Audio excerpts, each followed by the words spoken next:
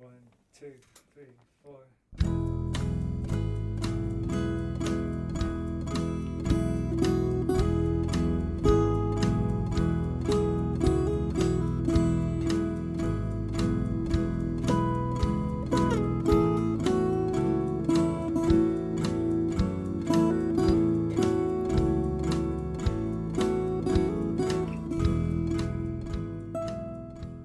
You are listening to Skylight, the Skylight Books podcast. Skylight Books is a general interest bookstore in the Los Feliz neighborhood in Los Angeles. You can shop with us from 10 a.m. to 10 p.m. or visit us online 24/7 at skylightbooks.com. Follow along at Skylight Books Instagram and Twitter. You can subscribe to the podcast on Podbean, iTunes, and Spotify. Thank you for listening, and now on to the episode. Hello, everybody, and welcome to this wonderful event. Tonight, we have Kristen, Arnett, and Esme Weijun Wang here, and I am so excited to have them tonight. But before we start, we have a special treat for you. So hang tight and watch this wonderful video we have prepared. Wearing my Kristen cosplay today to play you a little song to introduce one of my very favorite new books, With Teeth. I really love this book for a lot of personal reasons, and as I was reading it, I thought, what song could I possibly play to match the greatness of this book? I can't match it, but I did write this song, Oops, by Sad 13, for an album called Haunted Painting, and it was about the part of me that's like very quick to get to justice, to being like retributive when I'm, a little bit evil, kind of recognizing those vampire-ish parts of myself. So I thought it might be a good fit for this book, which I love very much and can't wait to learn more about with all of you. So thanks again, Kristen, Arnett, and Riverhead for having me tonight. And here's Oops by Sad 13, inspired by another favorite Floridian, Britney Spears.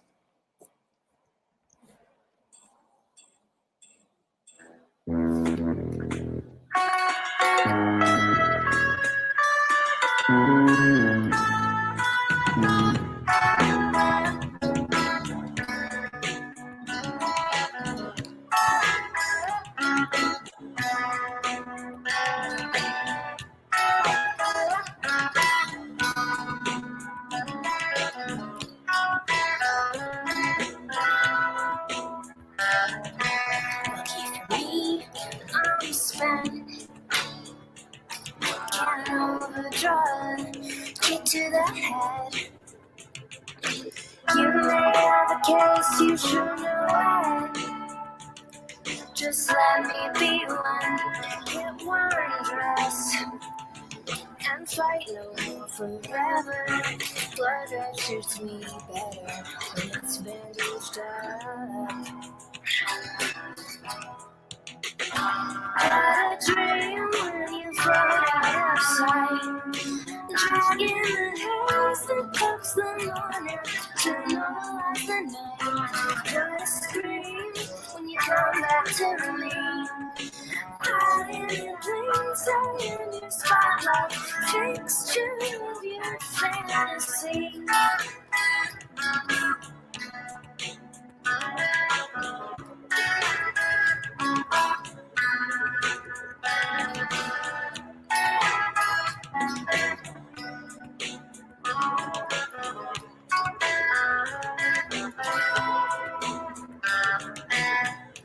Place to gamble on a string. What you love, you renounce for any gain. Oops, I'll stop doing it.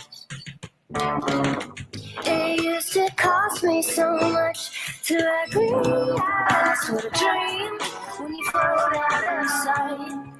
Dragging the haze that cooks the morning to normalize the night. What a scream, you sanitize me.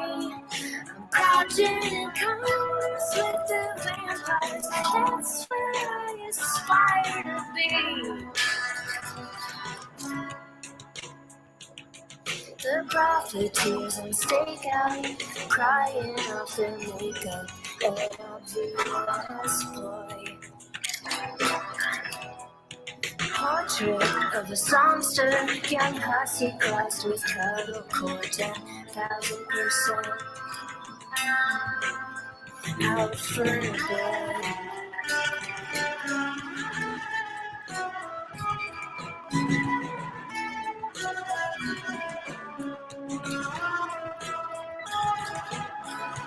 What a dream when you float out of sight, dragging the haze that cooks the morning to decimate my life.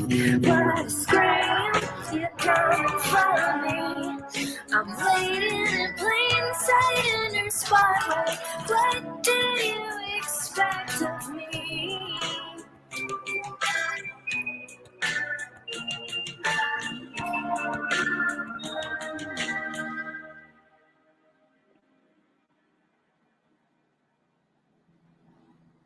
Thanks so much, and thank you to Kristen for having me here on virtual tour, and I hope you've already bought your copy of With Teeth. I have already read it and read it to my dog. Woo! Thank you for that music, Kristen, in advance. So Kristen Arnett, a fellow Florida girl, I want to say, is the author of the New York Times best-selling novel Mostly Dead Things and the award-winning collection Felt in the Job. A queer writer based in Florida, she has written for the New York Times, Guernica, McSweeney's, The Guardian, and elsewhere.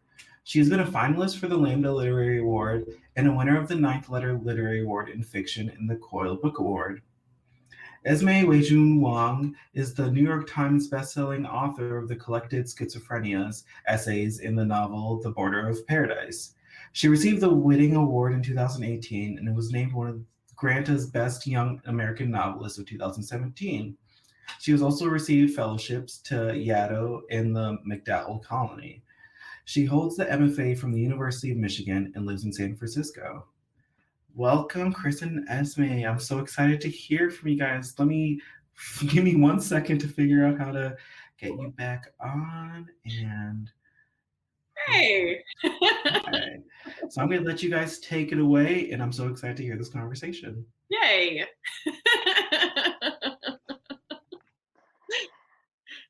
I thought you might be reading something, so I'm totally ready if you're not, but no, do you want me to read? Because I haven't read yet on tour, so I would like to, if you don't mind. Yeah, I would love to hear you read. I actually love to hear you read, so I'm going to mute myself so that you can read. Thank you, everybody, for coming. Thank you, Esme, who I love. Esme's birthday was yesterday. She's a delight of my life and a fellow Riverhead author who is going to have a novel coming out in the near future that everybody will love. Everybody will love Esme's book. So I feel so lucky and blessed to have so many good friends here with me tonight, especially Esme. And I'm happy to read for the first time on tour. I wish we were all in person so that I could have a drink with you all while I did this, because it's nerve-wracking. It's fucking nerve-wracking. But anyway, if you're here, you're bearing with me. So look, we're reading from the actual physical book. This is very exciting. I'm just going to read very quickly from the beginning of the book, because that way I don't have to tell you anything. I think it gives you a real idea about what this book is about if you haven't read it yet. So here we go. With Teeth. The man took her son's hand and walked casually toward the playground exit. Sammie'd left him on the swing set. He'd just learned to work the swing himself without her pushing, which was a relief, so she let him stay on for a few more minutes while she cleaned up and gathered their things. She'd said, "I'll be right back," and "Keep pumping your legs, you're doing great." And then she'd walk down to the gate that led to the main exit, passing a woman with a double stroller bogged down in diaper bags and a kid so big that their legs hung down either side. It was stiflingly hot outside, even though it was already December, and the woman was huffing and puffing her way through the silty dirt with all that weight. She had on a pink visor with a palm tree and the word Orlando embroidered in cursive script. She was muttering something Sammie couldn't make out. Many, many, it sounded like, or maybe money, money. It sounded like crazy person gibberish. Sammie hurried past so she wouldn't end up getting involved. There was a garbage can near her car, but it was rancid and overflowing already, so she wadded her son's half-eaten lunch up tight in its paper bag and dropped it onto the front seat. It was so scorching inside the car that she opened all the doors and stood outside for a minute to let the heat roil out because Samson would cry if he felt sticky, and she was too tired to deal with it. A cloud of gnats circled her head, thirsty for the sweat beating on her neck, and she swatted at them absent-mindedly. She picked up her son's bottle of overheated lemonade from the floor, grimacing at the chunks of backwash before dumping it out on the sun's soft asphalt and tossing it back onto the seat. But it bounced and rolled up onto the floor, and her back hurt too much to pick it up, so she didn't. Her back hurt because she'd spent the last 3 months picking up Samson and taking him to the bathroom every night after he wet himself. 4 years old and still wetting the bed. But then every child was different. That's what the doctor said. Sammie wasn't sure she believed it. So she left the bottle there and turned back around. There was the man walking away with her son. "Hey," she said, because no other words would come. "Hey!" The man and Samson didn't stop. They didn't walk any faster either, just kept strolling toward the exit on the far side of the playground. Her son was holding the man's hand as if he'd known him his whole life. The guy was medium height, in his 40s maybe, with thinning dark blonde hair and a scruff of beard, wearing a gray polo tucked into dark blue jeans, white sneakers. Her son had on khaki shorts and his yellow t-shirt with Rough and Tumble, the cartoon Dalmatians, on the front. His hair was a real cloud of curls from the humidity. It was well past time for a haircut, but Samson had thrown a fit when she tried to take him. Sammie jumped the fence. She didn't know she was going to until she did. Didn't even know she could, really. She wasn't particularly athletic, and her body was small, but she vaulted it and landed directly on the other side. And then she ran. She kicked up a storm of mulch, and one of her sandals fell off, but she kept going. "Hey!"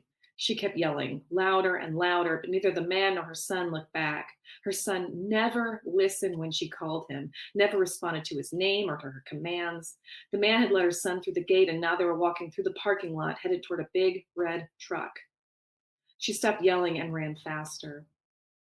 He opened the passenger door. Samson just stood there beside him. She could see the man's lips moving, but she couldn't make out any of the words. Her son, quiet all day, every day, looked up at the man and smiled. Actually smiled. Full-on toothy grin. Sammie started screaming. Not just a scream, a prolonged siren shriek, rising at the end like the wail of an ambulance. Still nothing from the man. Nothing from her son. Could anyone hear her? When she finally reached them, the man was buckling Samson into the front seat. She pushed past him and yanked her son out. Then her back, already strained from running, seized up altogether. She crumpled and almost dropped him onto the asphalt, catching him by the arm just in time. She was wheezing, out of breath. Her foot was bleeding, she saw now, and so was her left thigh from when she'd scratched it, hurdling the chain link. "You," she said. Took a breath. Took another breath. "You, my son? You." The man put up his hands as if to ward her off. Ward her off. Unreal. He was about to abscond with her kid in the middle of the afternoon, and he was acting like she was the crazy one. Then again, she probably looked crazy. She felt crazy. He didn't look scared at all. In fact, he looked concerned. She studied his face, tan and wrinkled around his deep-set eyes. He looked like the kind of guy who smiled a lot. He looked like someone's nice neighbor. "I was just showing him my truck," he said. "Kids said he liked trucks." Samson was yanking at her hand to get away, and she gripped harder. "Your truck. Your truck. I swear." The man smiled at her, revealing a line of very large, bright teeth. Super white teeth, all even. Maybe not even real teeth. Too perfect for that face with its crooked nose and scratchy beard and smile wrinkles. "I'm calling the police," Sammie said. But where was her phone? Back in her car, along with her keys, along with all her stuff. Where was her other shoe? Halfway across the playground. "Mom." Samson tugged her hand again, sweaty fingers wriggling. "It's got a CB radio." She looked down at her kid, and he looked back at her with that same indifferent look he always had. No grin for Mom, even though she'd saved him from imminent danger. No thought at all to how her heart was hammering inside her chest. She could have a heart attack right there in the parking lot, and he'd just climb up into the truck over her downed corpse. She looked down at her bleeding foot. One of her toenails had ripped half off, the littlest one on her right foot, and she was standing in a small puddle of her own blood. I am calling the cops, she repeated. I'm calling them right now. The man closed the passenger door. Then he skirted around the front of the truck and opened the driver's side door. Don't you get in that truck, Sammie yelled. Samson was squirming and she could barely keep a grip on him. She stepped back, dragging her son out of the truck's path. Don't you dare get in that truck. I'm calling the cops and you're going to stay right here.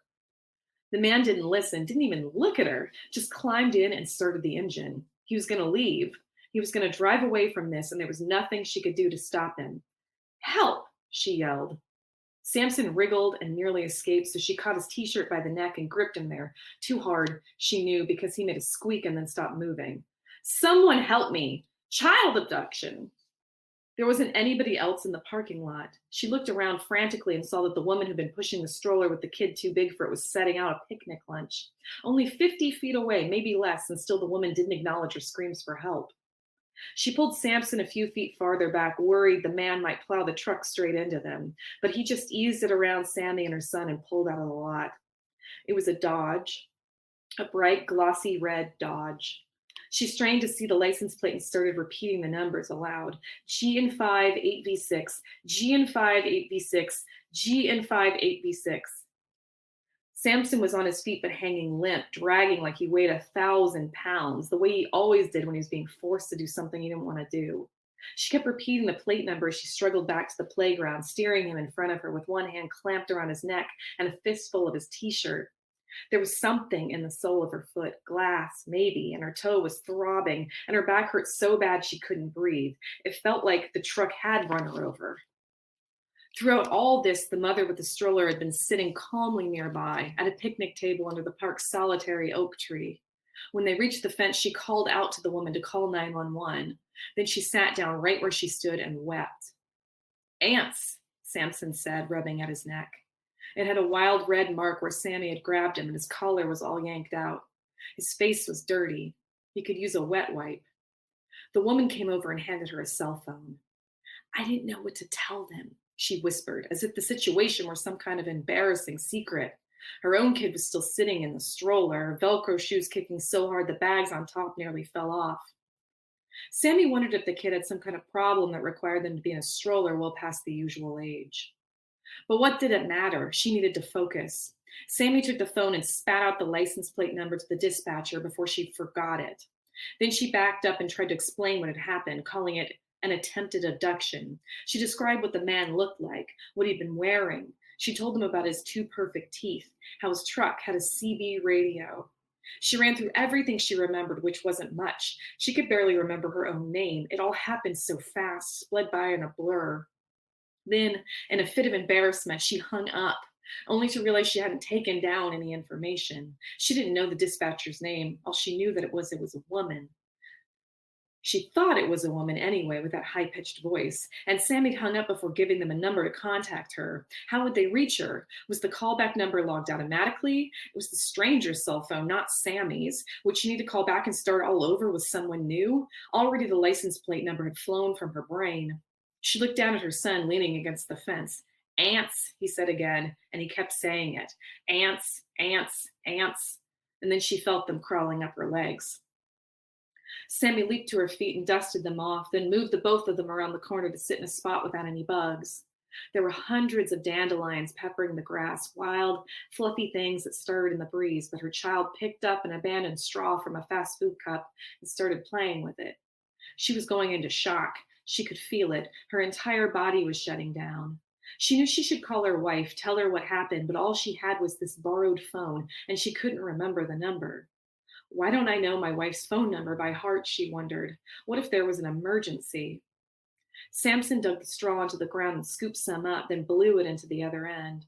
Dirt rained down onto Sammie's head, sprinkled down her top. Then he did it again. Sammie just sat there, too exhausted to stop him. Finally, the other woman came over to get her phone. When she saw what Samson was doing, she took the straw away herself and tucked it in her pants pocket. Don't put things from the ground in your mouth, she said. That's not nice. As she walked away, Samson picked up a fistful of dirt. He held it over his mother's head, slowly opened his fingers, and let the dirt land where it wanted. Hey, thank you.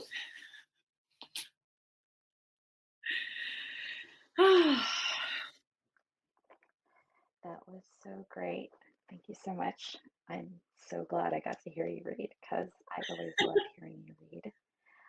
Um, so this scene in the very beginning is so pivotal for so many reasons that do not become entirely clear for a while. But I do want to start off by kind of mentioning that this book is in large part about one of my favorite things, which is people who do their best but are constantly fucking up in one way or another. I think Sammie is one of my favorite characters in recent literature. What inspired you to write about family largely from her perspective? Yeah. I think there's a few different reasons that I wanted to. I mean, one thing is that like I think I've talked to you about this before, which is that like I'm the most interested in like the daily lived experience of queerness, and what that means sometimes looks like a moment of like taking the trash out or like washing dishes or like I don't know, getting too fucked up at a bar, but like experiencing that stuff while also being a queer person, because it's like I'm less interested in like the moments that are like these big like pivotal moments and more the moments that are like the daily lived experience. So in thinking about this book and about like the idea of queer parenthood, I was very much thinking about it in terms of um, Florida and Orlando specifically, so like Central Florida, because a lot of queerness is present in Central Florida, but there's not like a lot of queer spaces that are there. And the queer spaces that are there are places that are very much oriented towards a kind of specific queerness, single, young, nightclub or bar kind of experiences. And there's not like this experience of like, what does it look like if I'm a queer person and have a child? And so much of that is like so not present that it's like, I think that there's like queerness there doesn't know how to like experience it or embrace it sometimes, and there's this like feeling of loneliness. So like in writing this book, I was like, I'm very interested in the ways that like queerness operates within something that has to model itself after heteronormative parental roles, and how it inevitably fails in those kinds of ways, and also very much the idea that like you like Florida's a red state, and the idea that like you already have people that are watching you waiting for you to fail in this kind of way if you're queer parents having a child, like specifically two women raising a son, the idea that like a son needs a father, or this kind of like lacking masculinity thing, so you're like constantly striving to prove yourself with the idea that you're going to fail. And then the opposite side of that coin being if you fuck up, you fuck it up for other queer people. Like people, like, you know, you have to be like the model queer, which is like kind of a thing that happens like anyway, I feel like a lot of times in queer culture, specifically if you're in spaces where they're like, I don't know, this is like something I've like just experienced myself as like a queer person. I am like a person who, if I can bring my own personal experience into this, I am like a person who I like people to like me. Like I like friends. I like to be like the life of the party. I want to like be the one making a joke. I like to make people laugh. And I've had like people who I know are being well-meaning talk to me in ways where like, you're not like other queer people I know. You're like fun and easy. Like you don't make things hard. And I was just like, is that a compliment? It's not really a compliment. It's a way in which it's like, you don't like, you make me feel okay with myself in this kind of way. So it's like, what is it like to write into a character who's like, Sammie's like extremely difficult. Like she's a difficult character. And that's just who she is as a person. But it's just like, does she need to be perfect because she's a queer person? And also maybe she's a shitty mom like a lot of the time. Like there's plenty of shitty moms, you know, like it's not like there's no moratorium on that, you know, for everybody. Like it's just because you like, I think there's this idea because if like you've like gone through this kind of like, because having like being queer and having children can be this kind of way in which it's like, this is very planned, or we really wanted this and struggled. We had to do these kinds of different things to make sure that our family is the way we wanted our family to look. And then the idea that you'd be like then therefore like an amazing parent is just like truly out there. Like, I don't know. So it's like, I was like, I'm more interested in like reading like the daily minutia of like a woman who's like kind of fucking it up like a lot. And yeah, she happens to be queer, and that really informs like a lot of like how people view her, but in her own like personal space, and how like her community has like shrunk to the point where she's like alone. That was like the most interesting part of the story. And like another thing too, which is that I think everybody in a household is an unreliable narrator. Oh my gosh, I feel like that comes across increasingly so as the book progresses. You're realizing how unreliable certain things that you as the reader had taken for granted change and kind of mutate throughout the book. But I also really loved hearing you give um, talk about some of the things you just talked about, because I immediately flashed to certain parts of the book where those things are explored in these really beautiful ways. I'm particularly thinking about a passage in which Sammie is thinking about how her social life has changed since having a child, and how what you were just talking about, the idea of like going out to bars and like um, being young, and then there's a scene where she does go to a bar later and thinks of herself as this like much older person. Anyway, Yeah. but yeah, so I think all of that is really beautifully expressed. But I also feel like another, like on the other side, one side being maybe Sammie is not the greatest mom. Like Samson is also a very interesting child. And I can see how different readers might interpret Samson. He's kind of enigmatic. He's the explosive son of Monika and Sammie. And I can see how different people might interpret him differently depending on their own life experiences. Mm. Personally, when I write, I usually don't try to know things that the characters with um, the least amount of the characters with the least amount of perspective. Like I try not to know things that the character that I'm writing through wouldn't know. Does that make sense? Yes. Yes. But that's very much my own way of doing it. So if I were writing this, I would also find Samson an enigma. Yeah. I'm very curious, how much did you want to understand him as a writer as you were creating the book? I think I'm the same way that you are. Like, I don't want to know. I feel like I want to know. I want to be as surprised as the person, because I also think a huge part of being a human being is to be constantly surprised by the things in our lives, and also to feel like once we feel like we have a grasp on things, and then to like once we feel like we have a grasp on something, come to the understanding that we actually don't know anything about it at all, which just feels like a very deeply human experience.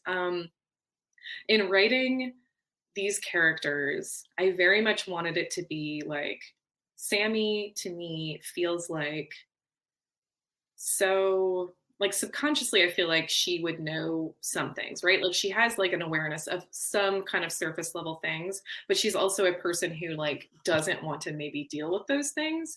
So if she's able to kind of parse out like the parts of her life, then she's able to ignore how she feels about those things. But like Sammie like willfully doesn't know, right? Like even the ways in which she like kind of sabotages her own life because she's deeply unhappy in moments is like in ways where she's like, well, I know that I did this for a reason, but like I also don't really understand why I did it. And I think it's a way in which like people who when they get to a point of like deep unhappiness in a situation, even if they feel like they shouldn't, right? There's this idea of guilt that would go along with being like, we have money, I have a significant other who cares about me, we're living in this kind of like way, we have a child, we have everything, I'm still like deeply unhappy and I don't know who I am as a person, and I don't know how to express that in a way, and because I can't like admit it to myself, and that they would like kind of try and continually blow their life up. Like, so it's like if I blow my life up, then it's ended for me, and then I'm not the one who's had to take any responsibility for it. So in doing this, and especially with her like writing into her son, who she has this like very, I think, interesting relationship with, because she views him in terms of like ownership a lot of the time, right? Like, I named you, you're named after me, you came from me. Like they have that, there's this whole scene with fighting that happens between the two of them that's like deeply dysfunctional, but also like indicative, I think, a lot of like how she views their relationship. I think it was the most interesting to write Samson because he never gets to have his own narrative. Like he only gets to be seen through the ways in which like Sammie engages with him. And she has like so much that she's aggravated him about, for like, oh, he's a picky eater. Sammie is a picky eater. Like she, like the things that she gets like frustrated with him for are like, oh, Sammie has problems making friends. Like Samson has problems making friends. Like Sammie has problems making friends. Like these are all things that are like, Such you a know, common human thing is like you get the most aggravated at people for the things that you know about yourself too. yeah. Also, if we're looking at it from the viewpoint of like they're related and this is her child, like why wouldn't he have like similar characteristics? Like, you know, like some things are modeled like genetically, but not all, but like a lot of things like modeled behavior. Like wouldn't children like model behavior like based on who they're living with? But I don't know. It was fascinating to me to write this character who is like just deeply lonely. Like she's like obviously a very lonely person, but also like in this way where she has like this feeling of nostalgia for the way that things used to be in her queer life, especially because she's a character who does not have a relationship with her like biological family. Her family is like a built family that she'd made, and to feel like her life is getting like consistently smaller and smaller because so much of queerness, like, you know, is like built community, like the kind of like friendships and intimacies and relationships we build in our life to like that make our community. And to feel like you're losing that stuff to you to the point where it's like I am like alone would be like very devastating, and also would make you like go through like maybe like this moment of crisis, being like I don't really understand who I am or like what I'm doing or like what my relationship is with any of the things in my life, my marriage, my how I identify with motherhood, how I identify with any of the things in my life.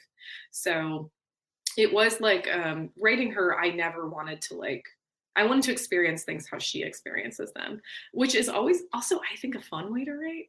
Like it's the most fun I get out of writing because I'm like a harsh critic of my own writing, and quite often am writing and just being like, oh, you dumb asshole. Like it's just like writing and being like hating whatever I'm doing. But like the parts I think that are like the most fun are when it's like I write into a scene that is like completely unexpected, or I write into like a character's motivation that I'm not anticipating. And then I get like really excited because I'm like, oh shit, this is about to happen. And so like writing into this specific character in this book was like a lot of those kind of like things like happening in like real time, kind of like revelations of like, oh, this is how she's experiencing this, or this is what she thinks about something.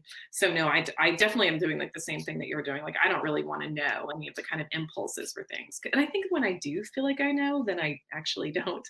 I'll write in like opposite direction or something.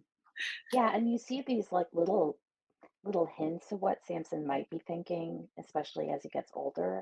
Um, but you were just some of the stuff you were just saying about Sammie just made me think about how much I just deeply loved her as a character as I was reading it. But I also was having these kind of, as a reader, almost opposite impulses because she does a lot of really upsetting things. Like in the book, there's a pretty upsetting scene in a bar where she does something that is particularly fraught. I won't spoil it or anything, but and it's even kind of frightening to another woman. You kind of walk a line through the book of having her do the things like this, where she she has her own internal reasoning. I think alcohol also plays a part in some of the things. I'm also thinking about the thread regarding the neighbor, and especially the concluding scenes, which whew. So what were some of the things you considered as you were writing those parts of the book? Where did you wonder, am I going to lose the reader in this moment at all? Did you Yeah. worry about that? No, I think that's a very, very good question, because it's like, as I was writing, I mean, you know this, I mean, like you and I both are like, writing fiction, and we're both like, sometimes it's hard to sit with the characters as we're writing it, because like characters can be like really frustrating or do things in this kind of way. This is like, and a thing I love about this character and like what makes it an interesting book to me is that she's like, Sammie's deeply frustrating and like always anxiety producing to like write through a lot of these scenes with her in it, like in terms of her like making choices that were like like, please don't make this choice, or like, why are you choosing this thing? And like so much of it was like, if like you're choosing to be self-destructive and you're on a self-destructive path, these are like the choices that you make. But when I was writing these, they felt deeply important to me, especially in how they butt up against queerness. Felt like I had to write them and put them in. It's something, like, there are things I think about all the time, and the ways in which like dysfunction and queerness sometimes like meet in these places. So like that specific scene in the bar felt like deeply significant. Like I was like, I want to write this scene, because I also think it's like,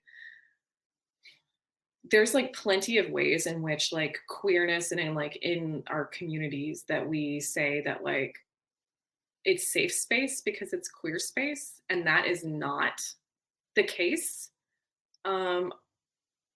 All the time. Like there's ways in which like we excuse a lot of behavior because it's like queer people, or the ways that we internalize like cliches about queerness. Like if we're talking about like lesbianism, you know, like U-hauling, or like the idea of the turkey baster, those kind of jokes that like, you know, like, oh, like boundary issues, or like it's hot when someone's really jealous, or like, you know, like not having like consideration of someone's space. And there's like jokes about processing, but there's these things that are like present in queer culture, like boundaries, like that are like deeply problematic, and that they're not discussions about them. So in writing her being in this space in which she's having like, she's like very much like waxing nostalgic about like her queer youth, like being in this bar where she feels like everyone she sees is young, and she doesn't know, like she's like, I've been out of this of being single and young for so long, I don't know what I'm doing, I'm dressed wrong, like all my makeup's old, like I didn't even know how to do my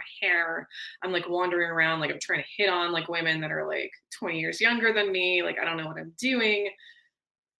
And in reality, like, or like seeing somebody and feeling like she's owed this kind of like intimacy in this way, or just because she would want to like experiencing it and she's drunk, that it's like fine to like press and like have like these kinds of ways in which that are like deeply toxic and like definitely not okay, like they were like like not okay to do. But like, and then her like kind of maneuvering through that scene and like realizing towards the end of it, like there are other people my age here and I just don't even see them, like I'm actually not viewing them. I was like, that scene felt like so important to me and so pivotal, because it tells you not only a lot about Sammie, I think, but it tells you like a lot of very specific like weird things about queer culture.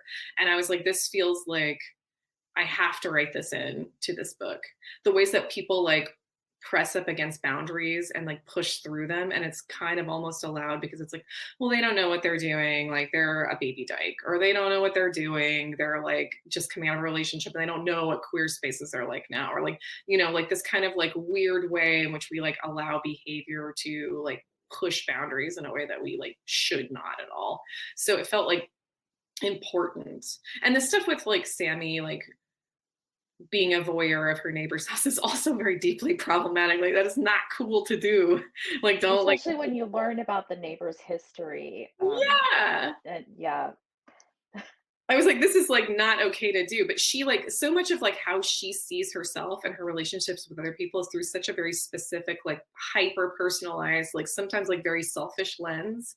So that's why like some of those like interstitials where you see like how other people are viewing their own lives felt like very important to me. And I felt like very lucky that I had an editor like Cal who would like let me like put those kinds of things in there, because they felt significant to me. This kind of like way in which people who are not like involved in the family are like but have been touched, like are able to like be like, oh, here's like moments in which like my life touched yours and I'm able to see something, and you're imagining me seeing it a kind of way, but in reality like I'm seeing it in some other way, because you like we can't know inside someone else's head, but I think it's like this way in which we kind of want to see, like, right, like we're like, this is obvious how the person would see the situation, but it's not. So those like felt like very significant, especially like in terms of like how specifically how Sammie thinks people are seeing her, which is quite often not the way other people are seeing her.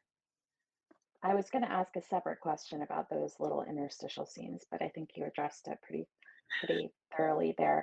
I think also something that came to mind when you were talking about the writing that scene at the bar and writing Sammie in particular is um, the issue of just belonging to a marginalized group or a minority group and having almost these respectability politics that feel important to act out, even in literature, because it can often feel like, oh, if I write whatever community I'm a part of or communities I'm a part of, and it's not ideal, or if it doesn't seem ideal, it's somehow damaging to the wider world's perspective. And so I really appreciated hearing kind of your thought process as you were writing that scene, which is such a powerful and really, I think, important scene. Um, this next question is a little bit different. So the book makes a big jump midway uh, from Samson's childhood to his adolescence, and also a lot has changed between Sammie and Monika. When did you decide, and how did you decide that you would have that big time lapse when it happens? I think I decided like in that kind of moment as moving through. I got to the end of that section with where it's like Samson's like in 4th grade, and it's like it got to the end of that section, and when I moved into I was like, okay, I'm ready to move forward in time. This book actually, like when I was initially starting out writing it, started out with like 70 pages I had to scrap. It was like maybe more than that. I feel like I wrote like 40,000 words of like something that I ended up like throwing out because it wasn't in the right time. It was like I wanted to write this book, but I was writing it from Sammie and Samson both as adults, and like Samson had moved home to like something happened, and he was like had moved home to like live with his mom, and she was, oh gosh, I want to read this so badly. so she was like, being like, okay, I'm single, like I'm divorced, I'm like living in this house, and now my adult son has come back to live with me. And as I was writing that, realized so often, as we do sometimes, where I was like writing into the past like way too much, where I was like every other page I was like trying to jump back in time or trying to go back into like a moment where I was like, oh, I'm writing about this thing that happened, where I was like, I have to write these things in scene. Like I need to write them in scene. I can't write about this thing in, like, I'm asking the reader to do a lot, right? From like this point of like sitting there. And so like so much of like what I was doing when I was writing back in time was like, here's like her as like an adult with her adult son thinking about things that her son had done like in his childhood, and here's her thinking about things that her son had done as a teenager. So I think that when I scrapped that and then just started fresh, and when I started fresh, I started from that prologue that I wrote. Like I wrote it in like a sitting, and I was like, here's where it actually starts, this is where the book starts. And then like wrote into those things like that, like the thing that I had written previously very much informed like how I thought about it, because I was like, I know that I want it to be this. And so also starting it out with seasons, which feels like so related to how like not only like children move through time, but how like parents move through time, right? Like here's when like summer break is, here's where like we have like holiday break and like in the winter, like here's when like spring break is, here's when these things happen. It's kind of like, it felt like a natural kind of way to kind of parse the time to move it into like him being a teenager, because I also think that would be the scariest time for Sammie, because she has this idea about like what teenage boys are like she's like, here's what I think I know about them, and here's how I'm like kind of desperately terrified about like what that means and how I'm supposed to be like in charge of parsing it. And so it felt like very significant, and also to be like a good point to like put her and Monika's relationship in this kind of like, right, very weird limbo space. So it's like them doing this, but we're all in the house. Also, you're going to deal with like your son as a teenager and you don't understand it. I also really like, one of my favorite scenes in the book is her and her son at that restaurant, even though she's giving him like sips of beer in like return for like him giving her answers, was like deeply intimate to me in this way. And one of those scenes in which like that Danielle Evans does that I love, that she talks about like pivotal points where it's like she describes, I mean, Danielle Evans is like, bless her, like one of the are like premier writers of all time, but she was like talking about how like when characters are in a situation and they choose in that moment, like here's the way I could go and here's the way I veer off, and what's informing everything like goes from there. And that scene specifically feels like to me like Sammie could choose to like move from the I'm so sorry. I just keep talking. My computer just told me that it's about to run out of battery. So oh no. and that it will turn off unless I plug it in, even though I thought it was charged. So keep talking and I love this because it feels like real life. Right? It's like the antics are actually like they're real. Well, while Esme does that, I think it's a good time. We have a question. If you don't mind answering this question that just came in. Was there an albums full of terrible taxidermy type of inspiration for this novel? That's a good question. No, actually, I think like the biggest like point of inspiration for this book was a conversation I had with somebody about because I was thinking so much about like parents and queerness, but somebody had said to me like, oh, like why wouldn't Sammie just join like a gay moms group in Orlando? And I was like, there's not gay mom groups in Orlando. So it like started off from this place of lack of community. And in a lot of ways, this was like a more difficult novel to write for me in a lot of ways, because it was like, this is a character who is asking you to stay with her while she really navigates a lot of like struggle times where you're like, okay, this is like a struggle, but also because like I'm a librarian also. I love being able to pivot to the idea of research. And I think as writers, we like to do that. We like to like be like, okay, now is when I sit down and do the research. So doing like Mostly Dead Things was like, I started up front with being like, it did start from like joking around like taxidermy, but then I got to be like, okay, well, if I'm incorporating all these different types of taxidermy, I want to be like super knowledgeable about it. So I'm going to spend a lot of time like really like dissecting the pun intended, like the research for it. And I didn't have the luxury of doing that with this. Like it really was like, I wanted to write from a place of like where Sammie was also feeling like I'm so ill-informed, and also like I have no like queer framework to like work with here. Like I don't have a space in which I can be like, well, this is how other queer parents in Orlando are doing this, or here are some people that I can be friends with and know. It's like what Sammie has is this like heteronormative structure that's in place. And if she wants her kid to be successful, then she has to engage in those kind of things, right? Like she has to be like, okay, like I have to be part of PTA, and I don't even necessarily want to be part of PTA, but it's like so heteronormative. And like, I also feel like the people don't like me, or they feel like what I'm doing is morally repugnant. And so I'm just kind of sidelined through it. But if I want my kid to like be successful, I have to do it. So this is my life. And also there's just no framework for it. So like, I feel like quite often if we're like, I mean, right, there's like a constant like through line of like parents don't know what they're doing. Cause like, oh my God, if we're thinking about people, like who even knows what they're doing with anything. But if you add on top of that, like, oh, here's like, okay, now you're going to be queer and do this. And there's like not really anything you can look at. And maybe you don't know any other queer parents, and you're like going to be like exceptionally alone in this and be like forced to like really like try and like pattern yourself after like these kind of like heteronormative roles. Like what does that look like? And that would be like excruciatingly hard, I think. Like it would be like asking someone to like, I don't know, assemble, like, could you change the oil of this car, but like in the dark? Also, you like have never driven a car and like don't know like you don't even know what an engine looks like or any of the stuff inside of the car's hood, but could you do it in the dark? Okay, here, that's like being handed a child and like being like you're queer and you like you don't know what you're doing. I'm using a lot of examples here.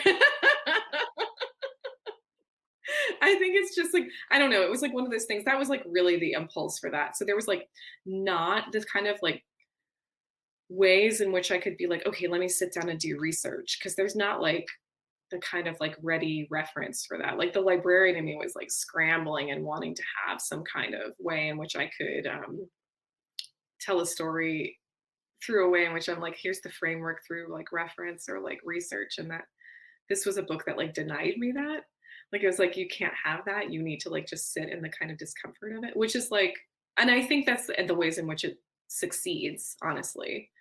The messy ways in which it succeeds. And I feel really good about the ways in which it struggles. I don't know if that sounds right or not, but I'm happy with the struggles that it sits inside of that don't allow for like the research, if that makes sense. Yeah, and you can also see in the book the moments where Sammie is trying to find ways into this, like, what did you describe it? Like this very dark space where you're trying to change the oil in the dark.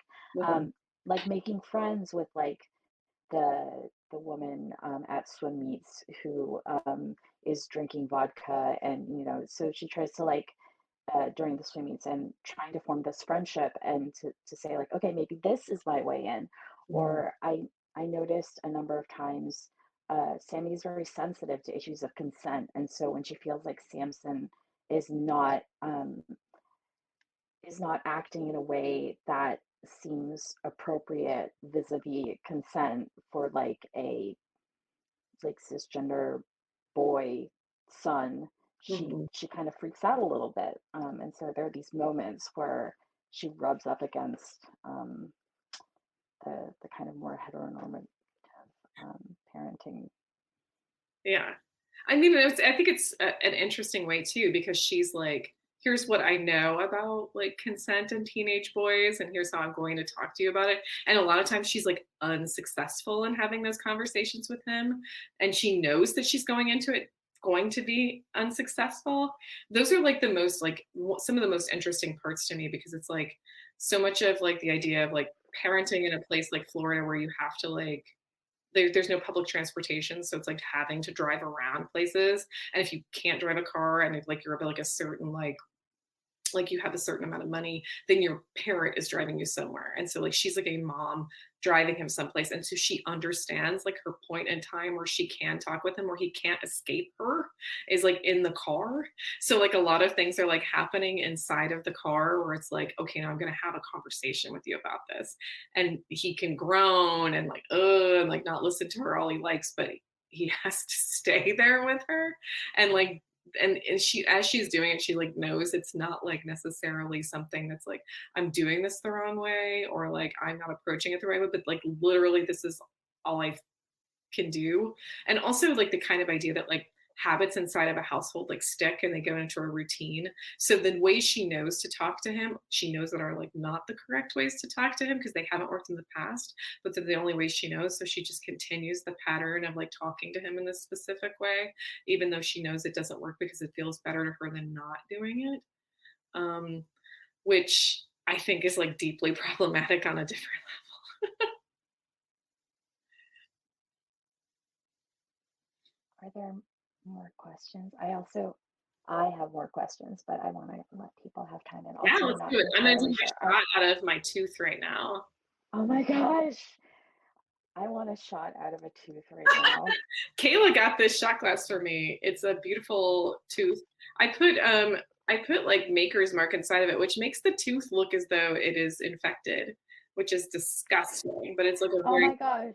it's a very fun way to do it. Last night, I basically shouted, not shouted, but I exclaimed very loudly to the waiter that I really don't like Maker's Mark, and then I think he was taken aback, like because I felt so strongly about it. Anyway, You're like, don't do it! I hate it.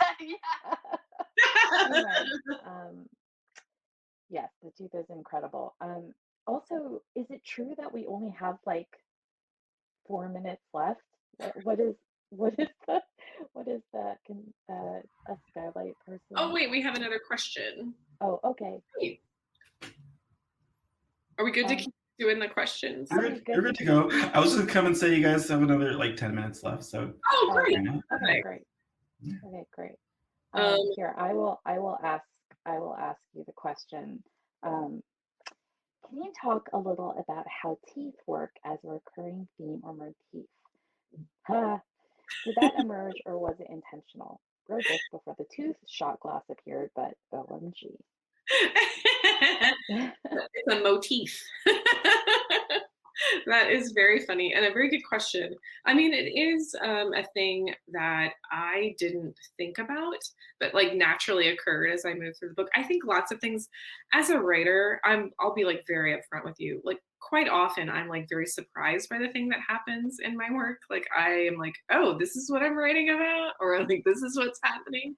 Like it's a surprise, like not only to like the characters, it's quite often a surprise to me. Like I don't know what I'm writing about until it's happened, or I'm reading it back even. So in writing this book, like the idea of like teeth or biting or like a kind of feralness, like naturally found its way inside the book. Like even like at like reading that like opening, like the prologue to this book, like right now with all of you, was like, oh, there's like already a mention of teeth, like the man with his like very fake looking teeth, that she's like, oh, this is like something that to be wary of because it doesn't even look like real teeth. And then like there's like so many instances of biting that occur between like that scene that I talk about, like between like Samson and you know, like with Sammie, like there's like a biting scene that happens, which when I wrote it, I was like, oh, okay, I guess this is what's happening in this book.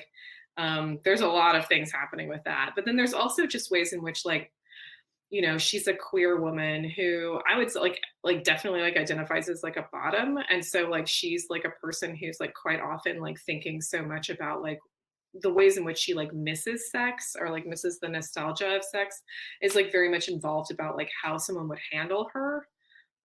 Like, right. And sometimes that involves like how the ways in which maybe she'd want someone to bite her, like, right. Like choking or like hold me down or like bite me, you know, in these kind of ways that I was like, there's a kind of power struggle, I think, that is like implied with that. And also like so much of that is like a power struggle between her and Samson. I mean, in a different way, obviously. But so teeth like naturally figured into that in this kind of feral way where it's like showing teeth or bearing teeth or like who's in charge or like who has the power in a situation. That became like very much a way that I started really thinking about the book in terms of queerness, but also in terms of parenthood. And then how the two like kind of collided. So no, I did not I did not see that happening. I mean, I didn't see teeth as like a recurring motif until like, I mean, I knew that like, right, like even writing it, like there was that scene where it's like the mutual biting, but like I really didn't see it as that until I was working through it. And I was then towards the end and then going back through and editing, I was like, oh, this is a book that's very much about like power dynamics and how like the idea of feralness or like kind of like who has control, like who's biting and who's being bitten, like kind of figures into that, like literally and figuratively, kind of. So anyway, it means that like I have a tooth shop class now. So Did the title come like at what point in writing the book, or did you finish writing the book when the title came, or how did that happen? Did it have other titles? it did actually. I'm a person who like, it's like one of my like quirks that I definitely title everything first. Like I title first. So this book was called Samson first. And then I had a talk with Cal and he was like, how about we think about the idea of not having this book be called Samson. And I was like, oh my goodness, just because like I'm a person that titles first. But I was like definitely game for it. It's, especially if I was like, if I could do it myself, I was like, this is my little baby, so I'm going to title it. And it was when Kayla and I were driving back from Vegas, like the residency was over at Black Mountain. And so we were driving back through the desert and I was like having to think of titles. So we were like having all these titles. I make it like it was a joke, but kind of not a joke. Like I was trying to get Cal to go with scissoring as a title. I was like, will you let me title this book Scissoring? And he was like, no. But I was like, there's swimming in the book. Like I really made a case for it, but he was like, no, that's not it. And he was right. That is not the title of this book. But like, I don't know, it just came to me. Then we were like halfway home to Florida and we'd stopped looking at an Airbnb. Yeah. Cal's here, use the scissor emoji. that I was like, oh, okay, like there is like this kind of way. It just like popped into my head, and I was like, it felt like very in keeping with the kind of Florida theme, but also with like the idea of like there is like so much like teeth in it, and like so much of like biting and like things like that. And I was like, this is a book that is with teeth, right? Like it's like things are processed in this book with teeth. Like they're like it's not like a casual passive aggressive way of things happening. Like things are done like aggressively and with teeth. They're like something that's like where like it's going to be like bitten in and stick and like stay. So it felt like when I thought it to myself and I sent it off to him, I was like, this feels like the title. And so I was really glad to hear that everybody agreed and thought that too. And then they made this great cover. So it's like ridiculous looking, but it is like, it was like something where it's like, it wasn't originally, but once it became the title, it felt like I was like, oh, this has always been the title it should be. So it feels right. I have a publishing question, Yeah. which is that, so you and I both went to Riverhead after having careers that started with small presses. Uh-huh. So I'm just curious, like, what has been the most surprising thing for you about having moved to a major publisher? I think how like fun stuff still is. I think I was like, not that I thought it wouldn't be fun, but like the thing that's been really great has been the ways in which like everybody on my team has like wanted to like just like do like fun party stuff. Like they've been willing to like engage me in so many ways that I was like, the ways in which I'm like, this is where I feel like I excel, and they want me to like succeed in those ways. So it's like, oh, like I'll do like a cocktail hour, like kind of like happy hour thing, or oh, like we'll do like this like a beer koozie for the book. It's so amazing. Like I was just like the ways in which they engaged with me on like my like particular raccoon crawling out of a dumpster level has felt especially good, and something I like really wanted to like maintain, where it's like I'm a really informal person. Like I feel like when I make friends, like they're my real friends, and I want to like engage with them in a way that feels like, you know, like I can swear in an email to you, or I can like, you know, just send you like a bizarro text at 3 a.m. Not that I do that to Cal or anything, but it's just like, but I was just like, I want to feel like we're like buddies, if that makes sense. And that has been like the most surprising, like fun thing for me is like, I can, thank you, Cal. It's just like, I can like be myself. And I worried a little bit about that. Cause I think I know like coming from like a smaller press, like, you know, how we've done previously, there's a feeling where it's like, okay, well, I was at this small press and like, you know, I had like my hands in it. Also, like, I'm like a party bro, but I'm also like kind of like a weird control freak about my work. I mean, it's just like a way in which I'm like, oh, like I want to have my hands in it. Like I want to be part of it. Like, can you talk to me about it? Like I want to like help. I want to like be part of that. And that's been like available to me the whole time. So that's been like really fun. They've been super fun with me. And so I know they will be like that with you.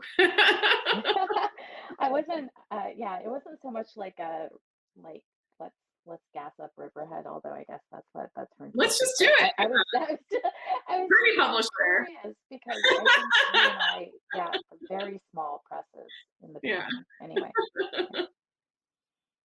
Well, I'm sorry to cut it off because this has just been so much fun. And like, I was like, oh, why didn't I bring shots to take? Next time. Next time I'm gonna find a tooth shot glass because like I feel like that's the collector's issue too now. It is. It's nice. It's fun. I'm telling you, merch. We're gonna have merch for you, Kristen. We're gonna have shot glasses, those beer koozies. It's perfect. Mine is in the kitchen. I love it.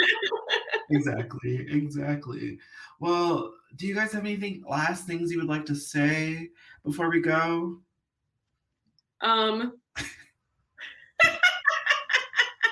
Does it look like I'm gesturing at Kristen? Because that's what I was trying to do. It's funny because you're on the other side of my screen, so it's like me, Kristen, and you. So it looks like you're just gesturing off screen, which is great. It's different for everyone depending on what. Honestly, I love it. I think it's great.